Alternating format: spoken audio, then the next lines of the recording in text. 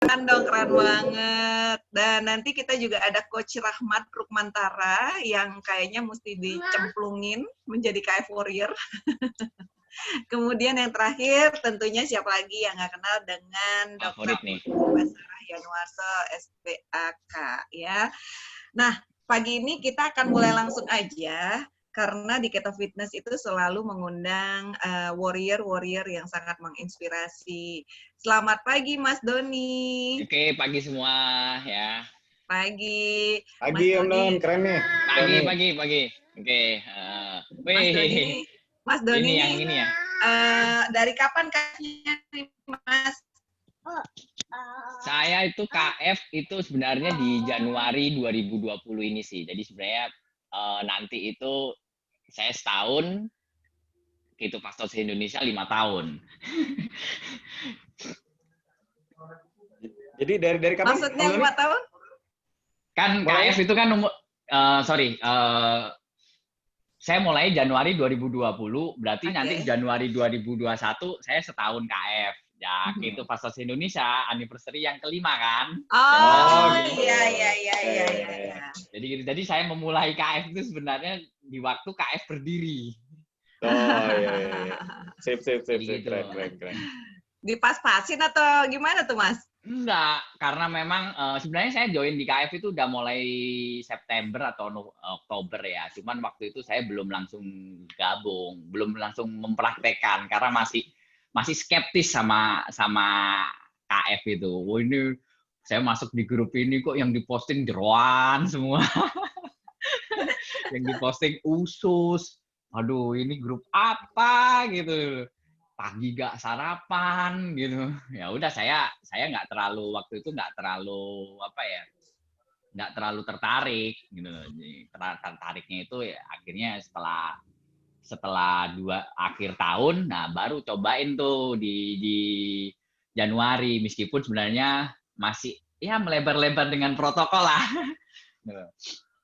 Jadi pertama masuk grupnya itu siapa yang masukin? Nggak ada yang masukin. Masuk sendiri.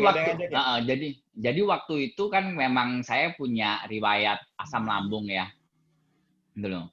Dan sebelumnya juga sering, maksudnya menerapkan gaya hidup lebih banyak makan sayur dan buah, gitu. Sama dong kita.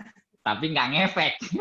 Maksudnya justru lebih ribet bikin beli sayurnya dikombinasi kayak kale, horenzo, itu saya udah katam lah.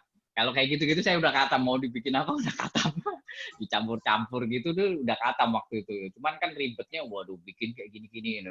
Akhirnya waktu itu kalau nggak salah pas waktu meninggalnya Bapak Sutopo ya, yang karena kanker paru-paru, saya iseng-iseng aja browsing-browsing karena ada yang bagi artikel ya, terus tiba-tiba waktu itu saya juga lagi browsing pokoknya mengenai paru-paru lah ya. Nah, muncullah di situ ada warrior yang sembuh dari cancer gitu. Wah, ini apa ini? Saya baca tuh sampai ke bawah. Coba join. Nah, jadi saya nggak ada yang ngacak gitu. Tapi pas begitu di join sebenarnya banyak mutual friend saya juga di situ. Jadi ada teman-teman ya, ada teman-teman yang Om Doni kenal ya, yang udah join KF. Ya, ada teman-teman kan. Bahkan ada beberapa teman yang udah jalanin yang saya kenal, dia juga jalanin KF juga. Kayak yang kemarin yang tadi malam di posting itu teman saya yang jalanin KF ya, tapi tanpa pengetahuan saya baru tahu setelah minggu kemarin. Dia juga jalanin KF gitu loh.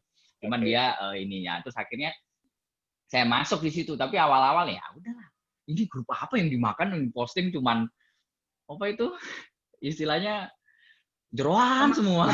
Lemak ya. Iya, nggak make sense lah. Orang disuruh, saya waktu itu dokter waktu cek dibuat asam lambung, dia bilang kamu nggak boleh makan lemak, ya nggak boleh ngopi. Terus habis gitu teh hijau pun juga dikurangin lah. Ini di sini semua yang pantangan kok pada masuk semua di situ. Akhirnya saya iseng-iseng. Kebalikannya malah suruh diminum semua.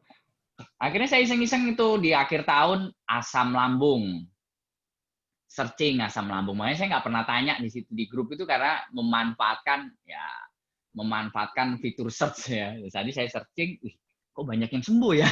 Terus ngelihat postingannya siapa itu yang Ustadz dari Aceh tuh, Ustadz Aroni. Ustadz Aroni. Aroni. Wah, saya cek, saya lihat tuh, kok bisa sembuh ya asam lambung? Saya asam lambung itu luar biasa gitu. Waduh, apa mau jalanin ya? Coba awal-awal mulai menjauh dari karbo dulu, ya. Makan tuh nasi merah, makan pokoknya menerapkan gayanya KF puasa, ya. Tapi makannya masih banyak karbo. Jadi ilmunya ilmu campur-campur ya? Ilmu campur-campur dulu awalnya. Ini loh. Terus abis gitu lihat postingan, aduh waktu itu ada postingan yang mengatakan kalau lu mau KF ya stop karbonya maksimal sekian gitu loh, jangan dipilih-pilih. Kalau nggak salah Pak Hazil ya, Babe Hazil tuh waktu itu bilang gitu. Jadi kalau kepingin enjoy dengan karbo ya mengkarbo lah. itu quote yang saya ingat sampai sekarang gitu. Kalau mau memang menerapkan KF ya harus dari hati yang paling dalam, ya tinggalilah karbonya gitu loh. Jadi kayak gitu. Nah, akhirnya ya begitu akhir tahun ya saya cobain itu awalnya gejalanya karena waktu akhir tahun itu mungkin karena tahun baru ya, itu saya road trip ya, naik mobil, terus nggak tahu setelah 5 hari itu di pantat tuh sakit banget gitu loh. Jadi saya sampai nggak bisa jalan sampai dingklang. Oh ya? Masa sih bagian belakang? Bisa gitu? Iya, bagian belakang di sini nggak tahu kenapa. Itu saya belum KF.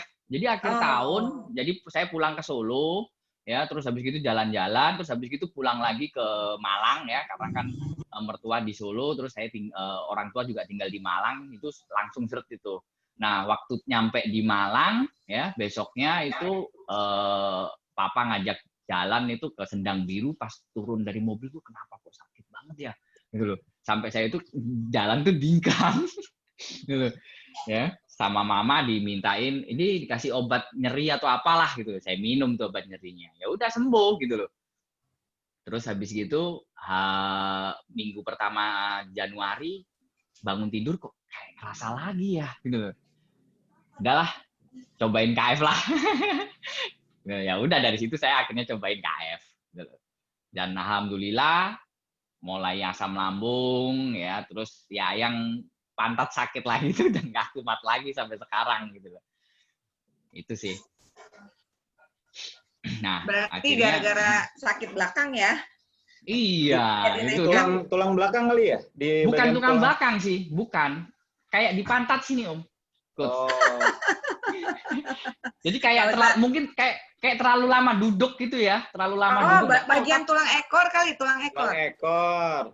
Nah, di situ. Kalau tulang belakang sih enggak, saya pakai buat sholat ya, buat ruku, buat sujud, itu nggak ada masalah di. Iya. Aku juga waktu obesitas tulang ekor juga sakit bener. Tulang ekor tapi bisa.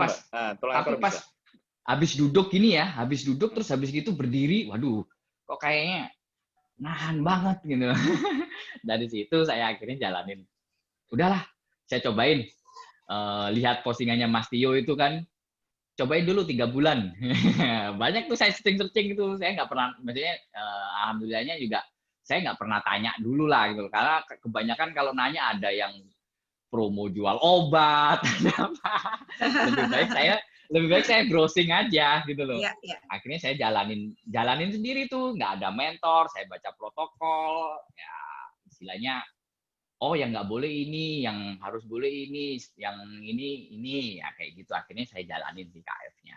Jadi tanpa ada paksaan dari luar sebenarnya. Memang dari sini bener, memang kalau jalanin KF itu harus dari dalam hati. Nggak bisa disuruh, emang nggak bisa disuruh. Nggak bisa. Makanya saya nggak pernah menyuruh ini gitu loh. Itu sih. Alhamdulillah lah. Yang dulunya saya tuh kalau kerja itu kan juga, pekerjaan saya itu kan 1 bulan itu saya bisa ke 4 sampai 6 kota. Oh gitu, oke. Selama 1 bulan itu saya bisa 4 sampai 6 kota. Kadang satu kuartal itu per 3 bulan itu saya bisa berapa flight lah ke ini. Nah itu membawa pengaruh juga ke kayak asam lambung atau apa. Makanya kalau di strip itu saya bisa bawa satu kotak isinya itu obat ngilu, antangin semua udah, balsem obatnya apa? Counterpain. Counterpain. Ya, counterpain semua saya bawain semua itu, sampai obat asam lambung yang nggak dijual di pasar. Karena saya udah kebal sama kayak Lansoprazole, itu semua udah kebal ke Itu di usia berapa tuh, Mas Doni? Di tahun kemarin 2019. 30. Jadi 38. 8 udah bersahabat dengan Counterpain ya. Iya, udah bersahabat dengan Counterpain. Terus habis gitu saya bawa obat apa itu yang kayak obat-obat nyeri punggung, obat kayak gitu. Itu saya bawa semua, itu satu hampers kecil itu isinya obat semua. Itu mesti saya ini. Terus setelah KF, ya saya bawain cuma VCO, cuka apel, sama Immunator Honey aja.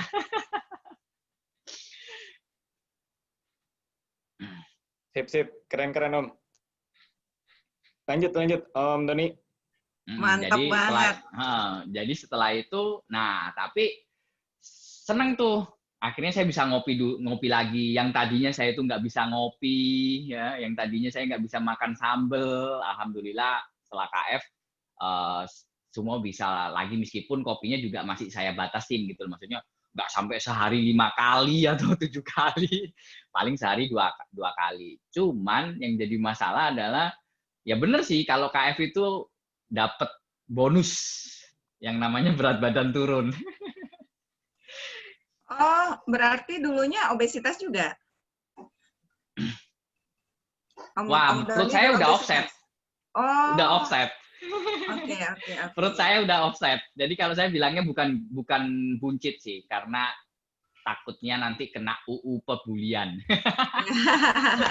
Jadi saya bilangnya boleh body shaming ya. Nggak boleh body shaming, tapi saya buncit. Jadi kayak yang di background yang di foto itu perut saya itu ya. Nah, Om Bams itu bisa lihat tuh ya background saya. Nah, itu udah kelihatan tuh. Jadi itu iya, kayak berat. Om umur 50 loh. Ya, itu berat saya sekitar 70 waktu itu. Nah, 70 terus karena saya jalanin banyak makan buah sama sayur, itu sempat turun sekitar 3 kilo lah. Tapi begitu KF, itu saya kaget turunnya. Dalam waktu 3 bulan, itu saya sampai akhirnya pas turun itu bisa di atas 10 kilo. Wow, di atas 10 kilo ya? Dan ya bener-bener kaget gitu loh, bonus bisa sampai segini. Akhirnya sampai kurus, sampai teman-teman juga pas ketemu, kamu sakit ya? Udah bilang gitu semua, kamu sakit ya? Ada yang bilang, kena diabetes atau kayak gini. Udah pokoknya gitu. Jadi udah kayak ini gitu loh. Bahkan istri saya sendiri pun juga ngomong, Mas kok kurus banget gini. Akhirnya sampai underweight. Jadi saya berat badan saya itu waktu sampai 48. Ya saya timbang 48. Karena gini, awalnya sih kan karena ketika KF itu puasanya kan 16 jam ya. 16 jam. Tapi saya justru ter-challenge gimana saya bisa puasa itu 23 jam. Oke. Tapi makanya tetap induksi. Saya pribadi nggak ada kepingin naik di maintenance or di ini. Saya nggak ada kepinginan kayak gitu. Karena memang pas waktu jalanin KF sekitar 2 bulan itu udah merasa enjoy dengan menu hewani gitu loh. Karena dulunya juga sebenarnya suka ikan gitu loh ya. Udah enjoy dengan menu-menu hewani gitu loh. Dan saya nggak perlu makan kayak jeroan, kayak apa, yang nek-nek kayak gitu tuh saya jarang makan juga. Nah, ter-challenge itu, gimana saya bisa puasa 23 jam. Nah, akhirnya saya melatih itu 1 jam. Nggak nyampe berapa hari itu saya udah sanggup 24 jam puasa. Gitu loh. Nah, akhirnya pas waktu puasa Ramadan, kan kalau orang KF baru ya, istilahnya waktu itu saya masih belum 6 bulan ya, ibaratnya ya, itu kan diwajibkan newbie kayak aku. Iya, newbie, diwajibkan untuk sahur dengan minimal 3 butir telur ya. Saya malah justru nggak ada kepikiran sahur, sahurnya cuma air putih, ponari, ya VCO itu, terus habis itu sama kopi aja, udah selama 1 bulan tuh kayak gitu aja, dan nggak ada masalah. justru malah kuat. Tapi ya itu tadi, berat badan tuh udah kayak langsung ya. Terus DF ya, saya karena sering juga puasa Senin Kemis, kadang saya juga itu ter-challenge gitu loh. Akhirnya gara-gara ter-challenge itu berat badan itu kayak luntur. Pas lihat, 48. Nah, akhirnya saya browsing-browsing, lihat postingannya Coach Ebi, wah kayaknya ada grup Keto Fitness ya. Masuk lah di situ. Ya. Awalnya saya nggak tertarik, saya olahraganya dulu itu lebih ke endurance. Jadi waktu itu saya olahraga, pernah kan saya kalau olahraga kebetulan saya tinggal di daerah Jakarta Timur ya, saya olahraga di Velodrome. Velodrome, di Ramamangun, ya. Itu muterin dulu sebelum KF, itu muterin 1 atau 2 kali udah ngos-ngosan. Ya. Jadi begitu KF muterin 2 kok nggak ngos-ngosan ya. Saya muterin terus tuh. Ya, santai. Lihat di kan biasanya ada tracking health ya di aplikasi itu. Kok bisa sampai 10 kilo ya saya lari. Wah, tertantang tuh. Tertantang tuh sampai 15 kilo. Bener. Saya sanggup melakukan 15 kilo akhirnya. Gitu loh. Itu udah tinggal 2 belokan half marathon itu udah. Iya, saya sempet ini loh, makanya jadi olahraganya memang lebih ke endurance, saya nggak tahu begitu, makanya begitu tahunya setelah join di Keto Fitness, nah itu baru saya tahu tuh, oh ternyata kalau mau naikin berat badan, ya caranya ya bangun otot.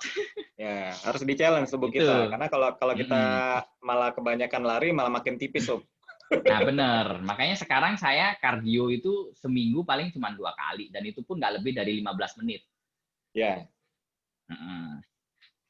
Di situ. Oke, progresnya Om Doni kalau aku lihat bagus banget kok dari berapa share foto badan ya. Cuma memang kan kalau dari bentuk tubuhnya Om Doni memang udah tipis ya. Jadi memang benar-benar harus difokusin naik BB-nya di muscle-nya. Bener. Gitu. Di muscle. Benar-benar. Makanya kalau boleh tahu nih Om Don, dulu sebelum KF pernah olahraga nggak? Atau ada olahraga apa yang senang? Saya kalau dulu sebelum KF itu olahraganya cuma itu lari, ya pulang lari beli bubur, udah. Larinya masih mending kalau larinya itu lebih dari 30 menit ya, cuma lari-lari doang kecil gitu. Loh, masih mending. Larinya 5 menit. Larinya itu cuma 5 menit nggak sampai. Larinya 5 menit, beli buburnya 30 menit. Jadi waktu itu kan saya tinggal di Tebet ya, tinggalnya di Tebet ya. Di Tebet itu saya lari itu cuman sampai Menara Bidakara ya, habis itu beli bubur udah pulang. Oke.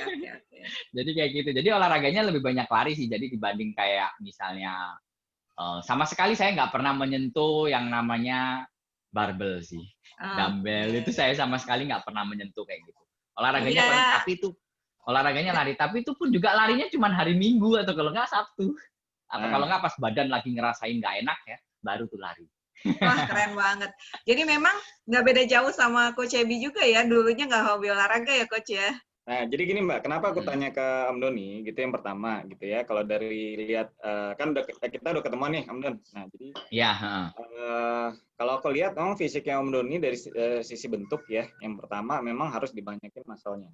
Nah, kenapa tadi aku tanya sebelum KF pernah olahraga apa, gitu ya? Karena apa yang kita lakukan dulu sebelum KF, olahraganya, misalnya contoh main bola, renang, dan sebagainya, itu yang biasanya sebenarnya membentuk basic dari otot kita di awal sebelum KF. Nah, gitu. Nah, kenapa aku tanya? Iya, benar. Karena kalau misalnya sama kayak aku dulu, jadi aku juga bukan tipikal olahraga nih. Kalau teman-teman masih berpikiran nih aku olahraga mania, no way, enggak ya. Jadi teman-teman nih aku klarifikasi ya. Jadi aku bukan tipikal suka olahraga, demennya molor, ya bener ya. Jadi demennya molor. Nah, jadi artinya kalau misalnya dulu sebelum KF-nya memang jarang olahraga, tipikalnya biasanya ototnya memang kecil. Nah, makanya kenapa makanya banyak teman-teman warrior yang pada saat lemaknya hilang, ya kemudian tahu-tahu kaget underweight. Nah, gitu ya. Nah, ini jadi supaya teman-teman yang lain yang mungkin posisi kondisi tubuhnya underweight dan sebagainya, nah itu korelasinya dengan biasanya yang tadi. Jadi massa ototnya memang kecil. gitu ya. Nah, jadi karena struktur tubuh kita dari berat badan nih, jadi kalau kita nimbang ya teman-teman, kalau nimbang itu struktur kita cuma hanya ada 3, massa tulang, massa otot, sama massa lemak. Nah, jadi pada saat kita sudah ber-KF, lemaknya hilang, tinggal apa? Tulang sama otot kan. Nah, gitu kan. Nah, kalau kita jarang olahraga, tulangnya juga bisa kecil, ya kan? Kemudian ototnya juga kecil. Kenapa? Karena tidak pernah dilatih, gitu ya. Berbeda dengan beberapa tipikal KF warrior yang misalnya dulu contoh, misalnya dia suka berenang, ya. Ada nih kemarin siapa yang suka berenang, bilangnya, coach gimana ngecilin dada ya? Nah, dia, oh dada mbak, kenapa? Olahraganya apa dulu sebelum KF? Berenang, oke. Nah, jadi kalau berenang itu udah tipikalnya dada sama bahu, nah ini pasti lebih besar. Nah, gitu. Jadi kalau orang yang suka berenang, biasanya dia harus lebih menyimbangkan di lower body-nya. Ya, meskipun memang pada saat berenang dia main otot kakinya juga. Itu contoh satu. Terus yang kedua, temanku sendiri ya, Om Anton, kalau misalnya Mbak Sari tahu ya. Nah, jadi Om Anton yang kemarin ya datang, Ya Doni. benar. Om Anton, Lihat. lihat kan? Nah, kalau lihat kemarin merhatiin tangannya dia itu gede Om. Nih, jadi Iya benar. tangannya dia gede nih. Nah, gitu. Nah, jadi waktu Karena itu aku tanya, tuh ya karena temen ya, tuh lu dulu olahraga apaan? Dia bilang, nih ngecilin tangan gimana ya? Ngecilin tangan. Ini tangan gue gede banget nih, segala macam gitu. Dulu sebelum KF ngapain olahraganya apa? Main tenis. Nah, jadi emang ininya udah gede. Kenapa? Karena dia main tenis. Setiap minggu dia main tenis, gini segala macam, ya kan? Jadi dia sudah terlatih di sininya. Nah, gitu ya. Nah, ada lagi misalnya contoh yang suka goes, ya, yang nanya, ngecilin paha gimana ya? Nah, kok ngecilin paha? Kenapa pahanya Om? Emang kegedean nih. Nah, tapi kalau udah KF pahanya kegedean berarti lemaknya udah hilang kan? Nah, jadi yang gede apa? Otot kan? Nah, kenapa? Karena dia udah goes, gitu ya. Nah, jadi ini teman-teman mesti paham nih. Jadi kalau misalnya teman-teman merasa tubuhnya atau kekecilan, gitu ya, pasti biasanya dulunya nggak pernah olahraga. Sama kayak aku, Om Doni, nah, itu tipikal ya, kayak gitu, ya kan? Makanya Mbak Sari bisa lihat sendiri. Mbak Sari kalau ingat ya, dulu yang waktu kita ketemu pertama kali ya di ILC ya. Nah, itu ceking banget deh pokoknya Coach Ebi. Cungkring serius. Sampai ketemu dulu atau ketemu teman-teman, ya ada teman-teman komunitas gitu ya, sampai dibilang, lu ngobat ya? Dibilang gitu. Bolak-balik. Waduh, kalau dibilang ngobat ya? Ih, gila, badan bisa kayak gitu. Sama seperti saya waktu ya awal-awal itu kayak gitu. Gila, sampai yang nanya bukan satu orang, pikir bercanda ya gitu. Tapi ini nanya serius, udah lu ngomong aja deh, lu ngobat apaan? Enggak ada ngobat, serius. Ya Allah, nggak ada lah. Kita ngapain sih kita ngobat-ngobat udah umur gini juga gitu kan. Nah, ya udah. Jadi akhirnya ya itu kembali gimana ya berpikir ya itu tadi akhirnya ya seperti Mas Teo bilang latihan beban untuk naikin BB-nya, gemukin badan, nah gitu. Jadi itu ya teman-teman ya. Jadi kayak pengalaman Om Doni ini juga. Nah, jadi kalau misalnya teman-teman yang underweight, yang merasa mungkin tubuhnya kok kayaknya jadi kecil gitu ya segala macam ya memang lemaknya hilang dan sebelumnya belum pernah olahraga. Dah, itu intinya. Yes. Berarti memang ada memorinya ya setiap otot itu ya. Kalau yang dulunya nggak pernah ngapa-ngapain, ototnya kelihatan nggak kelihatan sama sekali gitu. Ya, dan itu yang tadi gue bilang, sorry lanjutin dikit Mbak. Jadi pada saat olahraga yang dilakukan rutin gitu ya, nah membentuk ototnya itu sudah permanen Mbak. Nah, ini yang perlu aku jelaskan ke teman-teman juga. Jadi pada saat kita membangun otot itu, otot kita tuh belum permanen. Jadi jangan happy dulu kalau misalnya teman-teman naik misalnya 2 kilo, 3 kilo, ya habis itu kemudian berhenti latihan bebannya. Terus habis itu, coach kok turun lagi ya BB-nya? Ya karena udah berhenti lagi latihan bebannya, turun lagi lah massa ototnya. Paham ya teman-teman ya? Nah, jadi kalau ditanya, berapa lama nih kita mau naikin BB dengan posisi sekarang misalnya kita ber-KF, ya aku bisa bilang, KF-nya kan komitmen mau selamanya kan, ya udah latihan bebannya juga selamanya. Nah, kenapa? Karena supaya bisa membuat paten dari massa otot kita. Nah, jadi massa otot yang terbentuk itu yang baru misalnya toto 2 bulan naiknya let's say 2 kilo misalnya gitu ya. Nah, itu ototnya belum paten ya, teman-teman ya, belum permanen istilahnya. Nah, jadi untuk bisa membuat permanen gimana caranya? Ya memang harus dilatih terus gitu. Baru nanti dia bisa lebih permanen lagi. Nah, gitu ya teman-teman ya. Makanya kenapa tadi korelasinya banyak orang yang olahraga sebelum KF, kemudian berenang dan sebagainya, walaupun dia lemaknya udah hilang, ototnya masih ada, ya kan? Kenapa? Karena ototnya sudah permanen, karena melakukan olahraganya itu sudah bisa setahun, 2 tahun, ada 5 tahun, ada bahkan 10 tahun. Nah, gitu ya. Jadi ototnya itu yang terbentuk sudah permanen. Nah, gitu. Gitu Mbak penjelasannya. Oke. Jadi kalau aku sih ngelihatnya gini, aku rangkum karena aku hobinya suka merangkum. Pada saat seseorang belum pernah olahraga atau mager ya, kebiasaan mager, segeralah ber-KF. Karena kalau kita udah KF, kita kayak punya modal dasar untuk lebih ringan bergerak. Bener. Nah, begitu kita punya keluasan untuk berolahraga, seperti Coach Ebi sama Mas Doni, itu ternyata mereka terchallenge pada saat dibully, lo pakai obat apa gitu kan? Nah begitu obat batuk. begitu begitu udah berolahraga, naik level lagi. Jadikan itu gaya hidup. Karena 5 pilar di KF itu nggak boleh ada satupun yang cheating, termasuk olahraga. Nah begitu udah olahraga, kan jadi habit tuh, nggak akan bisa lepas, pasti olahraga terus gitu. Benar. Memori muscle-nya tuh dibangun ya Coach ya. Ya, betul. Luar biasa. Betul. Itu loh biasanya. Bayangin tuh, Mas Doni itu baru Januari loh kemarin ber-KF. Ya, sampai jadi, sekarang udah bisa bangun otot dan bisa menginspirasi, apalagi yang dulu-dulu sebetulnya udah punya modal dasar olahragawan gitu ya, yang pernah itu judo, udah enak banget sih sebenarnya. main tenis. Ya, jadi tinggal kembali lagi, memang itu dia, kalau misalnya gerbong kesehatan udah di depan gitu ya, kita ber-KF dulu sebagai basicnya, selanjutnya kebiasaan-kebiasaan lain itu akan bisa dibangun. Benar. Nah, karena memang kalau saya termasuk sih ekonomi memang biasanya, Cia. Iya. Itu mah Karena aku aja. Karena kalau memang fokusnya memang ya dulu ngertinya olahraga itu cuman lari, jalan kaki, sepedaan, renang, ya.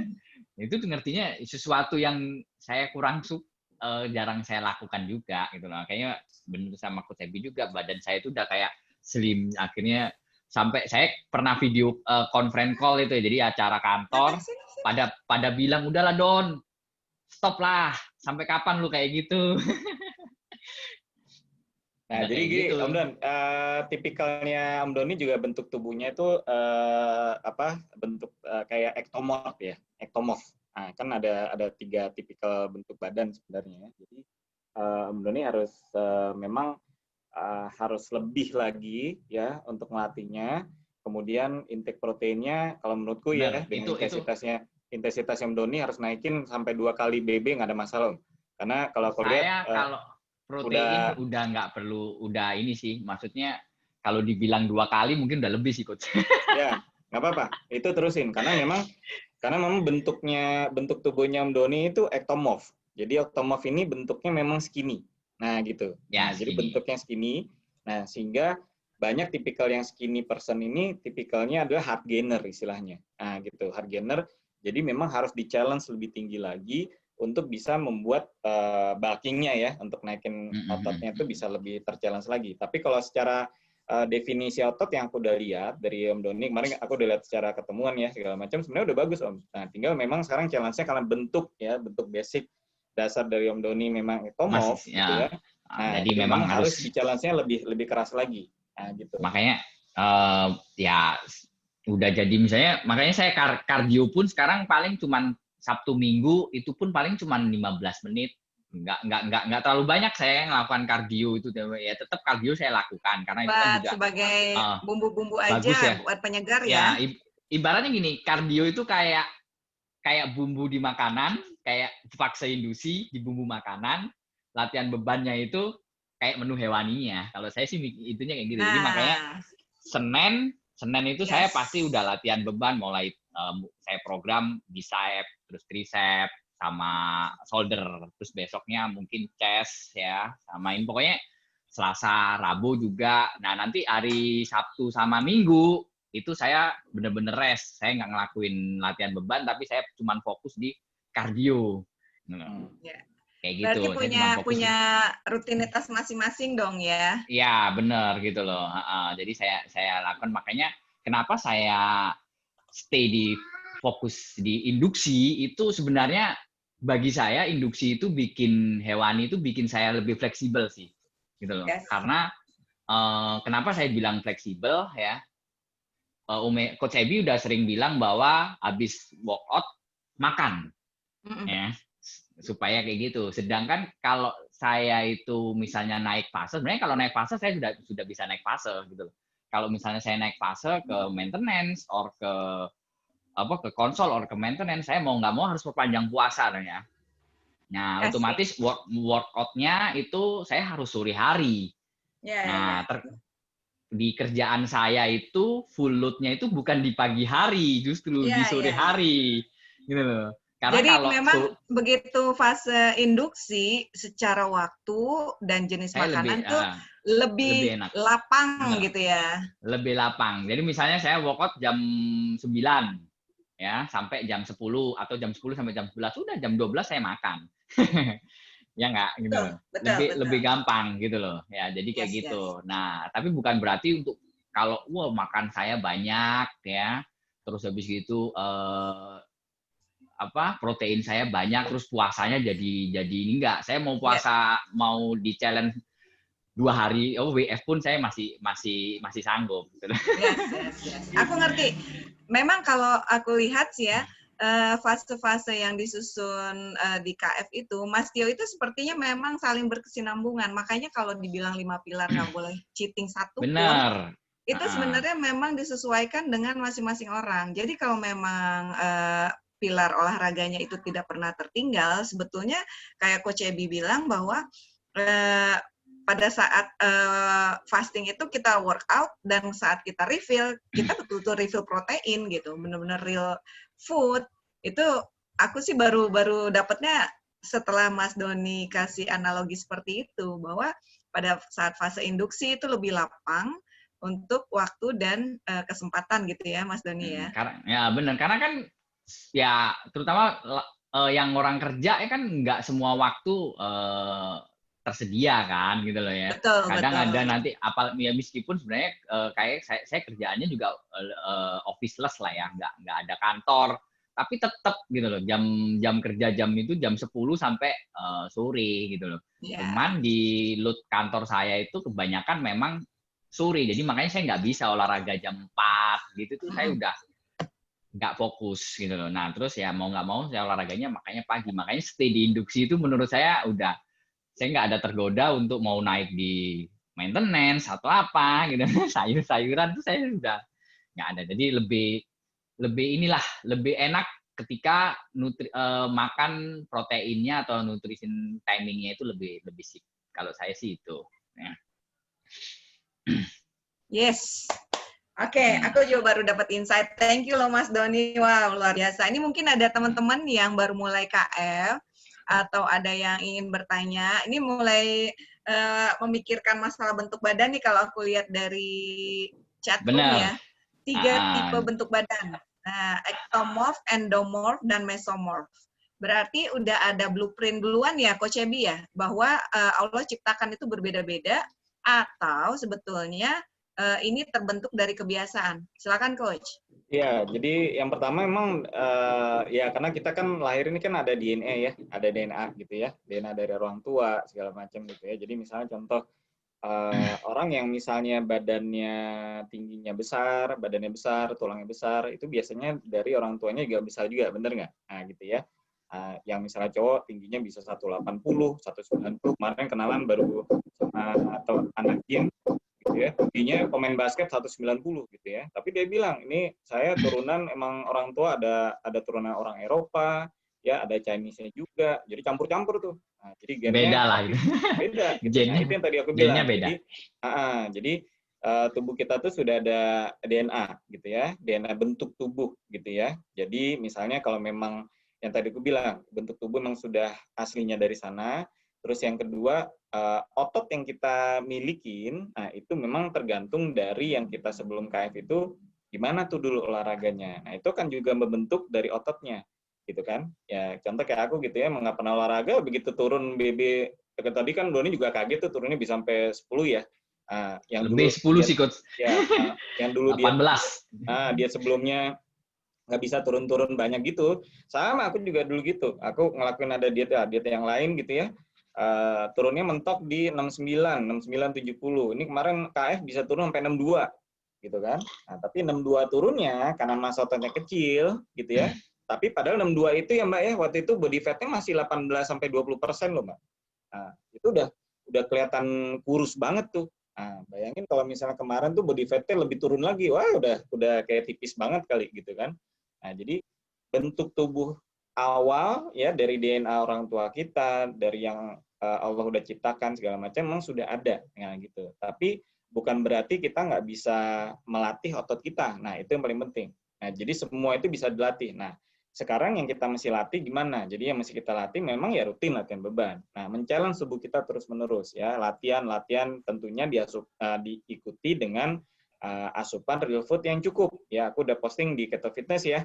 Gimana asupan real food yang cukup gitu ya. Jadi kunci utama kita membangun otot dalam kondisi fastosis ya, fasting on ketosis adalah yang pertama kuat puasa ya. Fasting kan teman-teman udah kuat kan, pasti kuat ya kan, mau fasting 3 hari 5 hari pasti kuat. Nah, tapi masalahnya kalau kita mau naikin massa otot harus ada yang masuk.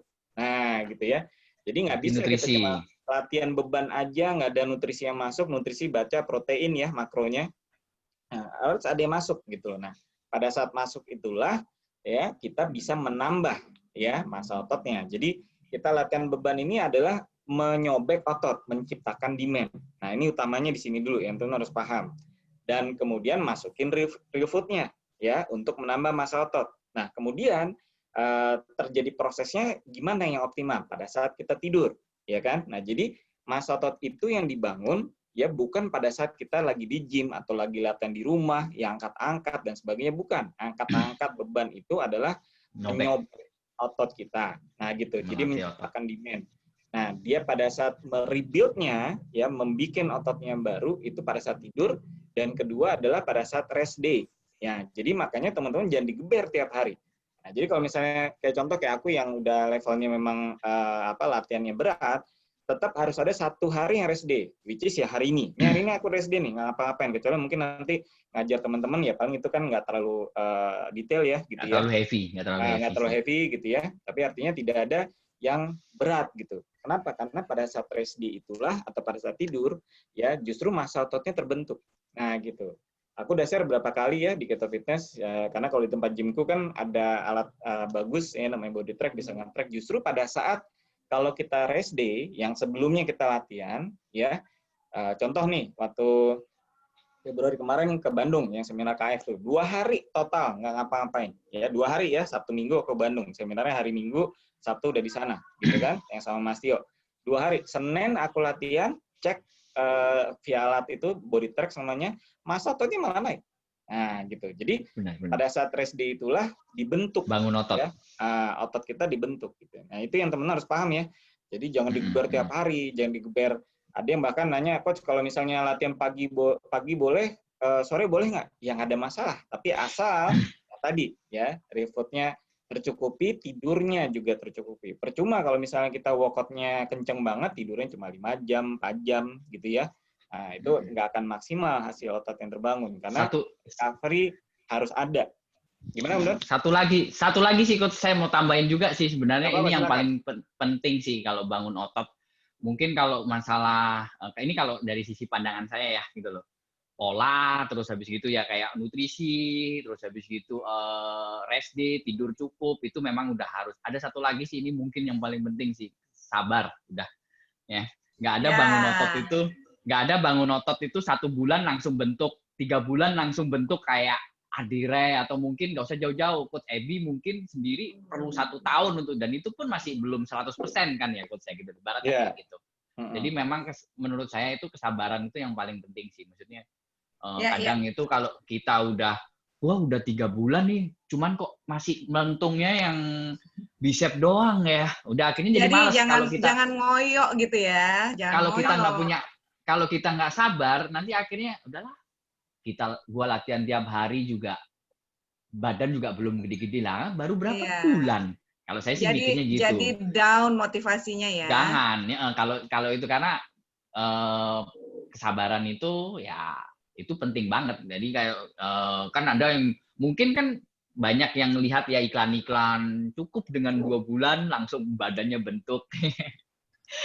Yang Sama, iklan itu sama Om Don, aku tambahin ya. Jadi kita di pola fastosis ini yang pertama, yang paling penting adalah kita tuh bangun otot natural ya teman-teman ya. ya benar, Ya. benar. Bukan pakai Jadi steroid memang ya. bukan pakai steroid. Jadi kayak gitu. Jadi kebetulan saya juga kerjaan saya itu kan lebih banyak ke marketing. Jadi saya tahu trik kayak misalnya kayak kemarin saya kan daftar di gym terus tiba-tiba dapat free PT ya. Kalau di meja gym itu biasanya kan dapat free PT 1 atau 3 kali ya. Ya. Dia bilang kamu daripada latihan 1 tahun terus badannya juga nggak signifikan, mending ikut bayar PT yang free gitu ya, yang berapa itu 4 juta atau 5 juta ya, dalam waktu 1 bulan itu udah bentuk gitu loh. Itu udah nggak make sense, itu udah iklan, itu udah apa ya? Ngejar target itu udah ngejar target. Iya, udah iklan itu. Jadi karena kayak ada itu Mas, ada iklannya apa gitu, terus iklan Superman, terus dia udah ngomongnya cuma 2 bulan, itu kan karena dia iklan. Coba dia dibedah, nggak mungkin dia bangun otot 2 bulan udah jadi bentuknya udah udah kayak saya nih ya, bentuk tiap hari nih latihan misalnya Senin, Selasa, Rabu, Kamis, Jumat, Sabtu, Minggu rest, terus saya geber ya. 2 bulan terus bentuknya kayak Coach Sebi, nggak bakalan. Percaya deh, nggak bakal. Mau latihannya itu ngoyoh, tidurnya bagus ya, tidurnya sehari 8 jam, 9 jam, makannya proteinnya bisa misalnya 2 kilo daging tiap hari, 2 kilo ayam, 2 kilo ikan. 2 bulan saya jamin nggak akan kayak Coach Sebi. Jadi memang itu dia bahwa perjuangan itu nggak bisa diciting dari waktu. Jadi kalau ada yang menjanjikan 2 bulan itu nggak akan bisa sealami orang-orang yang secara natural itu membangun otot. Jadi harus benar-benar sabar, dan sabar itu adalah bagian dari salah satu pilar di KF. Salah satu pilar di KF yaitu manajemen stres. Itu yang harus diingat. Terus makanya aku bilang itu emang musuh utama, Mbak. Jadi kalau orang nge-gym apalagi terutama nih aku kan udah ngobrol dengan beberapa orang yang juara binaraga ya gitu ya. Jadi sama, mereka nggak boleh stres gitu. Jadi kalau begitu stres itu otot bisa turun. Gitu. Jadi bagaimana? Jadi mereka harus punya cara. Jadi kayak misalnya terakhir aku ngobrol yang coachku yang kemarin ngelatih aku strongman ya, menang kemarin tuh. Nah, jadi aku udah ngomong sama latihan dia udah cerita segala macam gitu. Jadi kalau Mas, kalau aku udah menjelang tanding segala macam tuh udah nggak bisa mikirin yang lain-lain, Mas. Fokusnya ke sana. Jadi urusan keluarga ada ini segala macam udah aku nggak bisa pikirin lagi. Nah, karena mereka nggak bisa stres, nggak boleh stres. Nah, gitu. Jadi begitu ada stres turun langsung. Nah, gitu. Jadi memang manajemen stres seperti 5 pilar KF itu pokoknya gini, teman-teman 5 pilar KF itu sebenarnya itu inti dari semuanya juga bangun otot. Dah itu aja intinya. Jadi yang aku lakukan setahun ini ya, kalau misalnya teman-teman kemarin lihat hasil ototku bukan bermaksud sombong ya, maaf ya kalau misalnya teman-teman tidak ada maksud seperti itu, insya Allah hanya ingin memotivasi teman-teman semua bahwa yang aku lakukan itu memang berdasarkan 5 pilar KF aja gitu. Jadi itu yang aku lakukan. Cuma memang bedanya mungkin ya trainingku berat. Nah, gitu aja. Jadi trainingku berat, latihanku berat ya, bebanku juga berat. Nah, makanku juga kuat. Nah, gitu. Makanya kenapa kemarin aku udah bilang kan, kunci bangun otot di kondisi fastosis adalah kuat puasa sama kuat makan. Nah, gitu. Jadi harus kemarin di-combine. Saya ngobrol juga kan sama Coach Ebi kan, kalau makannya cuma 2 telur, terus habis gitu kepingin ototnya kayak Coach Ebi gitu, ya nggak make sense, nggak bakalan bisa gitu loh. Butuh karena waktu yang mungkin nggak ada bahan baku buat bangun ototnya. Karena memang gini Mbak, masalahnya kita di kondisi fat adapted ini memang gampang kenyang. Jadi itu udah lumrah. Jadi kita nggak makan karbo lagi tuh udah gampang kenyang. Itu intinya. Tapi pada saat kita mau naikin massa otot, kita harus kuat makan. Nah, jadi sekarang teman-teman gimana caranya men-challenge itu? Aku udah share di Keto Fitness, mungkin teman-teman belum ada yang baca. Jadi kunci utama adalah itu tadi. Jadi misalnya setelah latihan beban, refill-nya jangan terlalu lama. Kenapa? Karena setiap kita habis olahraga, pasti ada rasa lapar. Ya, bohong kalau nggak ada rasa lapar. Ya, pasti ada rasa lapar. Apalagi intensitasnya lebih tinggi lagi. Ya, volume. Ya, volume itu apa? Repetisi kali set, jumlah repetisi, jumlah set, sama jumlah berat beban. Misalnya kalau teman-teman main beban nih, dumbbell 1 kilo dihitung 1 kilo. Misalnya mainnya 8 repetisi. 8 repetisi berapa set? 3 set. Jadi 8 kali 3. Kemudian dumbbellnya berapa kilo? 2 kilo, ya kan? Nah, 2 kilo kiri kanan berarti berapa? 4 kilo. Ya udah, kaliin semua itu namanya volume. Nah, gitu. Jadi semakin intensitas volume kita makin tinggi, ya rasa lapar kita pasti ada. Nah, gitu. Jadi makanya kenapa aku sarankan, kembali lagi ya, saran kalau misalnya bisa diatur adalah refill-nya tidak jauh setelah latihan beban. Kenapa? Karena masih lapar itu masih ada nih. Nah, karena badan kita udah fat adapted, lapar ini bisa cepat hilang nantinya. Gitu. Kenapa? Ya, Karena benar, kita benar. kuat ya dengan body fat tubuh kita, nanti habis itu hilang lagi nih. Nah, jadi kalau kelamaan itu bisa hilang. Ya, selama setahun ini Benar. aku latihan beban, refill-ku tidak pernah lebih dari 2 jam. Ya, ini aku sharing aja. Jadi, apakah teman-teman harus segitu? Ya, aku nggak ngerti. Tapi yang aku lakukan seperti itu. Gitu ya. Jadi, aku selalu refill 2 jam maksimal. Ya, maksimal 2 jam itu setelah latihan beban. Maksimal. Jarang. Ya, itu 3 makanya jam mungkin pernah sekali. 90% lah. Gitu. Ya, nah, makanya saya sendiri pun juga wah kayaknya induksi itu lebih fleksibel gitu loh. Makanya itu yang membuat nutrisi timingnya itu lebih dulu saya makan tuh nggak sebanyak itu gitu. Makanya kemarin mungkin yang udah ketemu Bapak saya ngeliat makannya nggak kalah nih sama Coach Ebi, ya bener. Tapi bersyukur Karena ya, semakin banyak KF iya, Warrior yang sekarang ini juga tapi semakin banyak lokasi-lokasi all you can eat gitu ya, loh. tapi latihannya juga harus ditingkatkan. Cuman harus saya pribadi sendiri juga harus melatih juga latihan bebannya. Cuman juga tubuh itu juga punya kemampuan masing-masing kan ya. Jadi ya jangan overtraining juga sih. Kalau saya bilang, jadi nanti, waduh, gua harus latihan nih 3 jam. Saya justru ke gym itu nggak pernah lebih dari sejam. Maksimal tuh latihan cuma 1 jam, 50 menit, 1 jam, 50 menit, 1 jam gitu. Makanya kalau ini pribadi saya kalau nge-gym handphone itu nggak pernah saya bawa, udah saya taruh di locker. Iya, iya. Ya, bagus. Jadi kenapa saya jarang posting waktu ini karena belum ada yang videoin. Karena memang tujuannya satu sih nggak ada gangguan ya. Jadi memang nggak ada chat yang masuk, nggak ada telepon yang masuk ya. Kalau saya kadang bawa handphone meskipun di silent, tetap aja ketika ada telepon pasti jalan. Jadi saya cuma pakai smartwatch aja ya, terus saya timing itu CrossFit ya. Udah dari situ kelihatan tuh heart rate saya berapa, terus habis gitu waktunya saya berapa. Jadi udah ngontrolnya dari situ aja. Jadi semakin efisien. Jadi kayak misalnya tadi Coach Ebi bilang repetisi, ya memang repetisi itu harus. Jadi misalnya bicep curl ya, itu 12 rep, terus rep 12 repetisi, 4 set. Udah istirahat paling cuma 1 menit, lanjut lagi ke bagian lain. Jadi nggak banyak waktu yang saya buang di situ. Kan kadang kalau saya lihat tuh di gym ini nggak tahu ya, mungkin non KF ya. Habis lat pull down, duduknya bisa 5 menit. Ya, jadi jangan kayak gitu juga ya buat KF Warrior ya. Habis lat pull down, terus duduknya 5 menit, bukain handphone, waduh. Ya.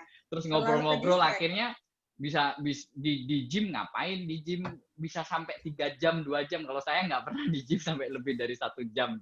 Iya. 50 menit udah cukup. Hafalin juga tuh member-member gym yang hobi ngobrol, jauhin. Lebih baik karena gini, kalau saya otot ketika udah disobek, kram, terus habis gitu kita duduk terlalu lama, mute lagi. Justru ketika jarem itu waktu yang berarti ototnya udah kena. Jadi bagus buat untuk ini. Jadi jangan ditunggu, waduh 5 menit terus gini, 5 menit gini.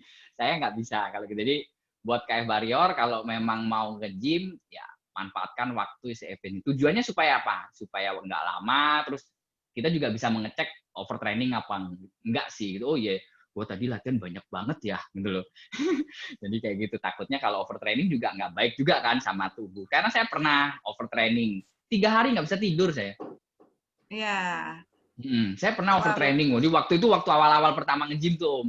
Ya, gua pertama awal-awal nge-gym semangat banget tuh kan. Sebelumnya saya latihannya lebih banyak resisten ya, resisten band ya, yang Om Ebi ajarin, yang di kelas itu. Terus habis gitu, yang kedua baru saya wah cobain lah gym lah gitu loh. Saya cobain karena baru pertama lihat di gym, wah menarik nih. tertarik, wah, wow, dikit-dikit gini ngegas ya. Akhirnya overtraining, saya ngelihat, saya cek, kok kenapa saya nggak bisa tidur ya? Nggak ada pikiran, kerjaan nggak banyak. Ya, saya itu cuma tidur paling 3 jam per hari waktu itu. Akhirnya saya rest 1 minggu. Ya, saya rest 1 minggu, nggak latihan dulu ya 1 minggu. Makanya saya pernah ngomong kan di grup ya, di WhatsApp itu saya rest 1 minggu. Ya, setelah itu saya mulai lagi, baru mulai dari situ baru ngerti itu. Jadi ya jangan overtraining juga, tapi manfaatkan waktu kalau yang nge-gym ya, manfaatkan waktu gymnya yang lebih ini sih kalau saya sih gitu. Ya. Oke, berarti waktunya harus fokus. Iya bener, hilangkan dulu lah, bener. Jauhkan juga anggota-anggota yang suka ngajakin ngobrol. Nah bener itu, kayak Coach Ebi bilang kalau mau tanding dia harus fokus, bener itu. Nggak bisa, jadi makanya saya kalau nge-gym udah cukup lah 1 jam gitu loh. Ya, 1 jam itu menurut saya udah cukup. Tapi 1 jam itu bener-bener efisien. Saya bener-bener dapat volume sama repetisi yang bagus.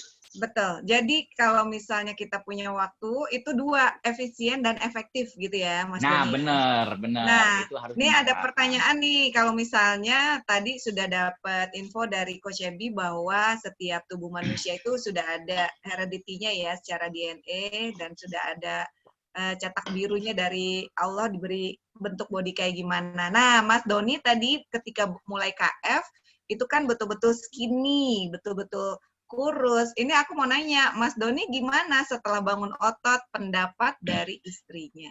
Seneng atau enggak? Ya, alhamdulillah udah seneng ya. Terus yang kedua ini dari orang tua sih, dari keluarga. Jadi waktu itu dan beberapa partner yang datang juga ya kan, karena saya juga sering meeting juga sama partner waktu awal-awal itu, dia bilang kamu kurus banget, kamu kayak gini. Nah, alhamdulillah kemarin itu pas habis ada launching, saya datang pada bilang, segeran lo sekarang, gitu. Yes. Ibaratnya, segeran. Si orang tua juga keluarga gitu di grup dia bilang pas waktu nua Mas Doni sekarang biarpun kurus tapi berotot, gempal. Keren. Ya memang belum kayak Coach Ebi, tapi tetap itu, makanya kan saya bilang Coach Ebi belum. Kalau Coach Ebi bilang sampai kapan? Ya sampai KF dijalanin, ya harus dijalanin juga karena itu 5 pilar. Gitu. Terus satu lagi juga olahraga exercise yang bagus itu juga benar bikin tidur yang bagus, dan itu pun saya akhirnya mengalami sendiri. Jadi ketika olahraganya terprogram, terus exercise-nya terprogram, nggak overtraining, saya itu udah bisa tidur 9 jam loh. Ya. Jadi udah pelor kayak Coach Ebi ya. Saya sempat share ya, deep sleep saya itu lebih dari 3 jam loh. Wow. Saya banyak melihat itu di grup KF ya, yang share-share kayak gitu, tidurnya 8 jam tapi deep sleep-nya cuma 1 jam 52 menit. Itu saya deep sleep-nya bisa 3 jam sampai dokter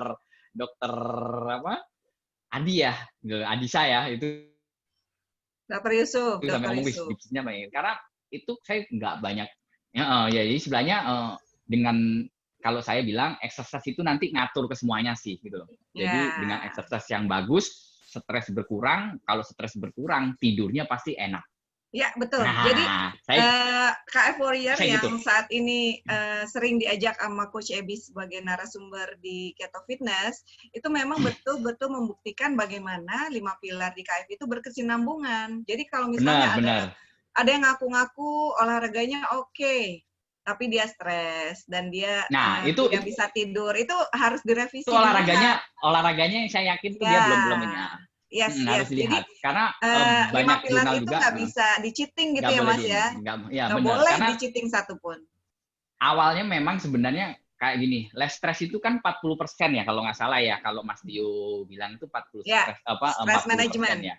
Stress management. Sebenarnya kalau saya pribadi banyak jurnal juga melihat bahwa sebenarnya exercise yang bagus, workout ya, itu yang cukup, nggak overtraining, itu sebenarnya bikin mereduksi stres. Mas Tio pernah bilang kan, ada quote-nya kalau nggak salah waktu itu, move stress from brain to muscle. Ya. Pindah stres dari otak, pindah ke otot. Itu. Oke, Coach Ebi, ini ada pertanyaan bikin stres nih. Itu berkurang gitu. Ya, Ada pertanyaan dari Mbak Eko nih, kan Mbak Eko di Bandung, hai. Katanya dulu tuh Halo. suka ini nih, olahraganya tuh pencak silat, angkat beban, sama naik gunung. Wih, keren. Nah, karena membengkak badan sampai 90 kilo, katanya dia punya kelemahan di tricep. Jadi kalau lengan itu, zaman dulu obesitas, bajunya mah triple X ya. Triple XL maksudnya ya. Tapi bagian lengannya itu di atasnya lagi, jadi XXXXL gitu, satu ukuran lebih gede. Gimana tuh Coach kalau misalnya itu berarti ada memori masa di masa lalu, kemudian obesitas, memaksimalkan biar lengannya itu apa cukup disyukuri aja atau gimana? berarti sekarang masih agak gede ya, Pak Eko ya? Yes. Ya mungkin dari aktivitas dulu ya. Jadi aktivitas dulu yang membuat memang mungkin daerah lengannya memang besar. Yang tadi aku bilang gitu ya. Mungkin orang yang dulu main tenis segala macam yang dulu melakukan di sini aktivitas di bagian lengan ini banyak gitu ya. Nah ini memang membuat ini akan besar gitu. Jadi memang dan bahkan kalau memang body fatnya udah turun banyak dan bagian sininya juga masih belum gitu ya. Memang mungkin itu ototnya Mbak gitu. Jadi otot yang sudah permanen. Nah, kalau udah otot permanen kita nggak bisa ngapa-ngapain, Mbak.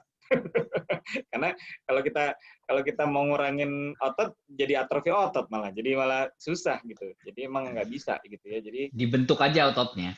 Ya, dibentuk lagi aja dan berarti mengimbanginya dengan bentuk tubuh lain ya, mengkombinasikan dengan bentuk tubuh yang lain, latihan tubuh yang lain untuk menyeimbangkan bagian yang besar tadi, Mbak, gitu. Sama kayak yang tadi aku bilang, kalau misalnya kemarin ada yang nanya, Coach, gimana ya ini dadaku udah besar, iniku udah besar, bahu kenapa? Karena sering renang, ya berarti lower body-nya diimbangin, lower body-nya digedein. Nah, gitu. Karena bentuk proporsi tubuh otot kita harus proporsional semua. Jangan gede salah satu, nggak bagus juga gitu ya. Misalnya ininya ya tadi kayak contoh misalnya ini udah gede nih gitu ya, udah besar gitu. Mungkin bahunya kecil nih, jadi shoulder lateralnya gitu ya, yang bahu samping nggak gede. Nah, jadi kalau secara tubuh ngeliatnya jadi agak aneh gitu kan. Nah, jadi makanya semua otot yang ada, kan aku udah jelasin bahwa lebih dari 600 macam otot di tubuh kita, memang itu harus dilatih semua gitu. Nah, kenapa? Karena supaya nanti membentuk tubuh kita tuh secara proporsional. Nah, bagi teman-teman yang memang sudah ada otot yang permanen sebelumnya gitu ya, entah karena faktor olahraga sebelum KF gitu yang udah ada permanen dan sehingga pada saat lagi udah lemaknya hilang, kok ininya masih gede ya ini segala macam. Nah, berarti harus memfokuskan bagian tubuh yang lain untuk menyeimbangkan. Nah, gitu. Sehingga membentuk proporsi ototnya proporsional semua. Gitu. Jadi jangan gede sebelah gitu. Contoh nih misalnya orang yang latihannya goes mulu nih, goes. Akhirnya yang gede apa? Betis doang. Gitu, sama quadricep, sama hamstring. Ya karena memang goes akan melatih semuanya di bawah. Gitu ya, glutsnya besar ya, hamstring besar ya, quadricep besar pada depan ya, terutama betis. Nah, betisnya gede tuh kalau orang main goes gitu ya. Nah, jadi kalau tanya ngecilin betis gimana ya latihannya apa ya sering goes ya udah susah itu udah otot paten gitu kan jadi nggak bisa kita ngecilin otot gimana aja kalau ngecilin lemak kita bisa tapi kalau ngecilin otot itu repot gitu loh justru malah kita pengen nambah otot jangan dikecilin ototnya justru ototnya malah dibentuk kalau bisa malah dibentuk. Nah teman-teman yang masih ingat ya otot kita itu adalah pelindung investasi kita untuk masa tua loh. Jadi jangan dikecilin. Nah, justru itu yang akan melindungi struktur tubuh kita, ya. Jadi itu bagian yang justru sangat penting untuk masa tua kita nanti. Ya, kenapa? Karena pada saat kita semakin tua menuju usia 50, 60 bahkan 70, atrofi ya penyusutan massa otot itu akan terjadi. Nah, jadi kalau teman-teman sekarang sudah ada massa otot yang makin bagus, nah kenapa kita harus latihan bangun otot terus-menerus? Yang pertama adalah untuk melawan atrofi yang terjadi pada saat kita menua, gitu kan? Nah, kemudian yang kedua tentunya menambah, gitu kan? Karena kita sudah latihan, ya kita sudah melawan, nah sehingga akhirnya menambah. Nah, itu tujuannya, gitu. Karena kita aging nggak bisa dihindari. Penyusutan massa otot pasti akan terjadi. Gitu. Nah, kita bisa lawan dengan cara apa ya? Kita rutin latihan beban. Makanya gue bilang, sekarang kalau misalnya teman-teman udah merutin latihan beban, pertanyaan adalah berapa lama terus latihan bebannya? Selamanya. Ya kalau memang mau KF-nya selamanya, ya latihan beban selamanya. Gitu. Kenapa? Karena itu satu cara untuk kita menambah berat badan dan memang itu adalah investasi ya masa depan kita untuk di masa tua kita nanti sebagai pelindung rangka nih.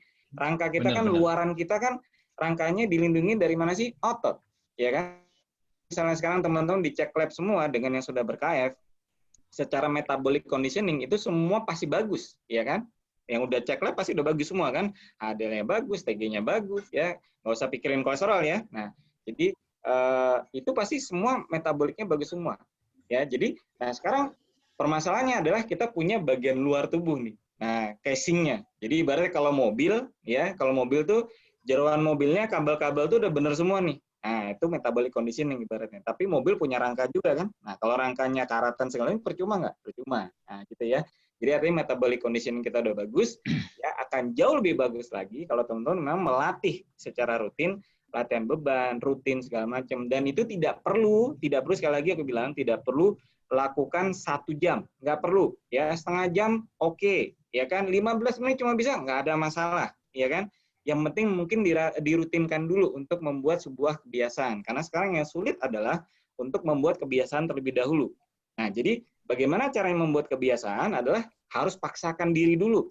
Gitu kan? Buat kebiasaan selama 90 hari. Aku pernah posting tuh, buat kebiasaan 90 hari. Nah, jadi benar-benar membuat kita akhirnya memaksa diri kita untuk benar-benar kita melakukan latihan beban secara rutin. Nah, kalau sudah biasa rutin, akhirnya nanti seperti sama halnya kalau misalnya maaf teman-teman yang muslim yang udah rajin sholat, pasti akan kepikir, oh ya belum sholat ya hari ini ya. Nah, gitu caranya. Nah, gitu ya. Nah, gitu caranya. Kalau buat teman-teman yang dulunya nggak rajin sholat, kemudian rajin sholat, dulu susah nggak? Susah kan? Nah, tapi begitu udah rajin sholat, ada yang hilang nggak? Kalau ada something yang belum 5 waktu kelewat nih, atau udah azan. benar Ya kan? benar itu Udah azan, langsung ya. sangat Itu sangat caranya. sangat Jadi benar. maksakan diri dulu. Gitu loh. Maksakan diri dulu, ya kan? Nah, habis itu baru nanti berasa, oh ya hari ini belum workout ya. Oh ya workout deh, bentar deh. Apapun pasti akan bisa dicari waktunya kalau memang kita sudah melakukan itu sebagai suatu kebiasaan. Nah, gitu tambah ini Mas Ari. Oke, mantap. Aduh, luar biasa. Ngomong-ngomong nanti sebelum aku lanjut baca yang di chat room, udah ada ya Coach Rahmat ya? Udah ada Coach Rahmat. Udah ada. Selamat datang semua. Dok Piprim udah masuk. Dr. Piprim juga. Datang. Oke, ini para narasumber sudah Keren. hadir ya. Mas Doni. Iya. Terima kasih banyak loh ilmu dan insight yang diberikan pagi ini. Mudah-mudahan nanti ada challenge-challenge lagi dari Keto Fitness nih, Coach Ebi. Ntar kita ketemu lagi. Untuk informasi juga, nih teman-teman yang baru mau mulai berketofastosis, itu gabung dulu aja ya, Coach Ebi ya, di Ketofastosis Indonesia dan juga Keto Fitness sekaligus. Nanti itu kita suka ada KF Challenge, ada Plank Challenge. Disitulah nanti kita bisa berkumpul silaturahim dengan para KF Warriors dan juga founder dari Ketofastosis. Gitu loh.